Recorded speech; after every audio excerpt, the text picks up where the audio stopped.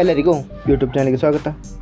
ಈ ಒಂದು ವಿಡಿಯೋದಲ್ಲಿ ನಾವು 2ನೇ ತರಗತಿ ಪ್ರಥಮ ಭಾಷೆ ಕನ್ನಡ ಕೆಂಪೇಗೌಡರ ಕನಸು ಈ ಪಾಠದ ಪ್ರಶ್ನೋತ್ತರಗಳನ್ನು ನೋಡೋಣ. ಪದಗಳ ಅರ್ಥ: ಕಸುಬು ಉದ್ಯೋಗ, ಗುಡಿ ದೇಗುಲ, ತವರೂರು ಹುಟ್ಟಿದ ಊರು. ಮುಂದಿನ ಭಾಗ: ಈ ಪ್ರಶ್ನೆಗಳಿಗೆ ಉತ್ತರ ಹೇಳಿ. ಮೊದಲನೆಯ ಪ್ರಶ್ನೆ: ನಮ್ಮ ರಾಜ್ಯದ ರಾಜಧಾನಿ ಯಾವುದು? ಉತ್ತರ: ನಮ್ಮ ರಾಜ್ಯದ ರಾಜಧಾನಿ ಬೆಂಗಳೂರು. ಎರಡನೆಯ ಪ್ರಶ್ನೆ: ಕೆಂಪೇಗೌಡರ ಮೊದಲಿನ ರಾಜಧಾನಿ ಯಾವುದು? ಉತ್ತರ: ಕೆಂಪೇಗೌಡರ ಮೊದಲಿನ ರಾಜಧಾನಿ ಯಲಹಂಕ. ಮೂರನೆಯ ಪ್ರಶ್ನೆ: ಕೆಂಪೇಗೌಡರು ಬೆಂಗಳೂರನ್ನು ಏಕೆ ಕಟ್ಟಿಸಿದರು? ಉತ್ತರ: ಕನಸಿನಲ್ಲಿ ದೇವಿ ಕಾಣಿಸಿಕೊಂಡು ಮರೆಯಾದ ಕಾಡಿನಲ್ಲಿ ಒಂದು ನಗರವನ್ನು ಕಟ್ಟಿಸಬೇಕೆಂದು ಪ್ರೇರಣೆ ನೀಡಿದ್ದರಿಂದ ಕೆಂಪೇಗೌಡರು ಬೆಂಗಳೂರನ್ನು ಕಟ್ಟಿಸಿದರು. ನಾಲ್ಕನೇ ಪ್ರಶ್ನೆ: ಕೆಂಪೇಗೌಡರು ತಾನು ಕಟ್ಟಿಸಿದ ಹೊಸ ನಗರಕ್ಕೆ ಬೆಂಗಳೂರೆಂದು ಏಕೆ ಹೆಸರಿಟ್ಟರು? ಉತ್ತರ: ಕೆಂಪೇಗೌಡರು ತನ್ನ ತಾಯಿ, ಹೆಂಡತಿ ಹಾಗೂ ಸೊಸೆಯರ ಸವಿನೆನಪಿಗಾಗಿ ತಾನು ಕಟ್ಟಿಸಿದ ನಗರಕ್ಕೆ ಬೆಂಗಳೂರೆಂದು ಹೆಸರಿಟ್ಟರು. ಐದನೇ ಪ್ರಶ್ನೆ: ಅಚ್ಯುತರಾಯರು ಕೆಂಪೇಗೌಡರಿಗೆ 10 ಊರುಗಳನ್ನು ದಾನ ಕೊಡಲು ಕಾರಣವೇನು? ಉತ್ತರ: ಅಂದವಾದ ಬೆಂಗಳೂರು ನಗರದ ಸುದ್ದಿಯನ್ನು ಕೇಳಿ ಅಚ್ಯುತರಾಯರು ಕೆಂಪೇಗೌಡರಿಗೆ 10 ಊರುಗಳನ್ನು ದಾನ ಕೊಟ್ಟರು. ಆರನೇ ಪ್ರಶ್ನೆ: ಕೆಂಪೇಗೌಡರು ಗೋಪುರವನ್ನು ಏಕೆ ಕಟ್ಟಿಸಿದರು? ಉತ್ತರ: ಕೆಂಪೇಗೌಡರು ಗೋಪುರವನ್ನು ಶತ್ರುಗಳು ಬಾರದಂತೆ ಕಾವಲು ಮಾಡಲು ಕಟ್ಟಿಸಿದರು. ಮುಂದಿನ ಭಾಗ: ಈ ಕೆಳಗಿನ ವಾಕ್ಯಗಳು ಸರಿ ಅಥವಾ ತಪ್ಪು ಎಂಬುದನ್ನು ಗುರುತಿಸಿ. ಮೊದಲನೆಯ ವಾಕ್ಯ: ವಿಜಯನಗರವು ಕೆಂಪೇಗೌಡರ ರಾಜಧಾನಿಯಾಗಿತ್ತು. ತಪ್ಪು.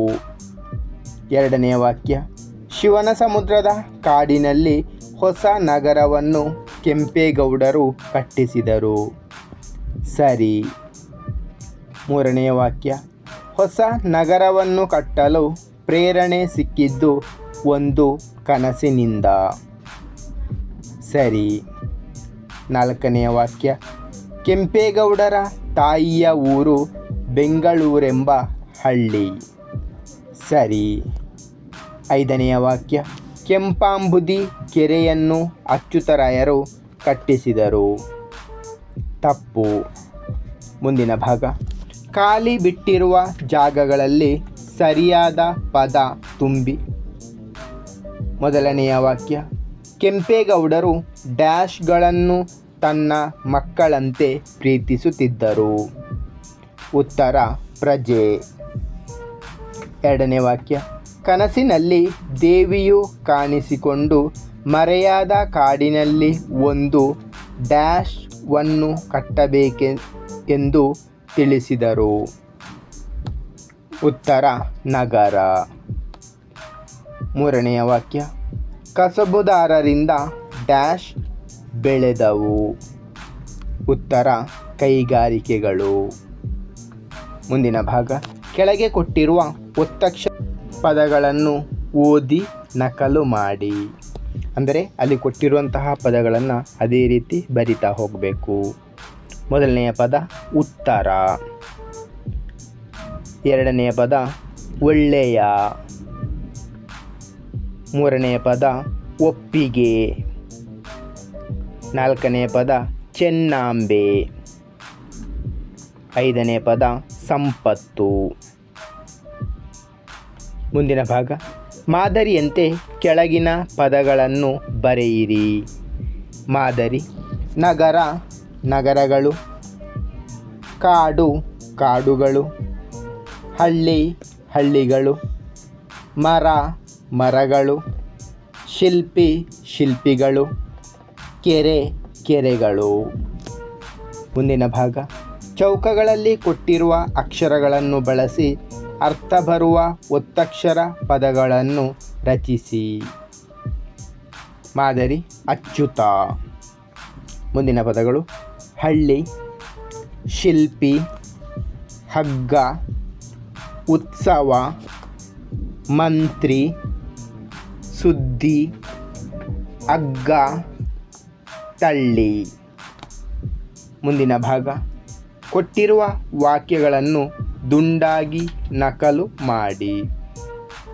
ಮೊದಲನೇ ವಾಕ್ಯ, ಕಾಡಿನ ಉತ್ತರಕ್ಕೆ ತುಸು ದೂರದಲ್ಲಿ ಚಿಕ್ಕ ಹಳ್ಳಿ ಇತ್ತು.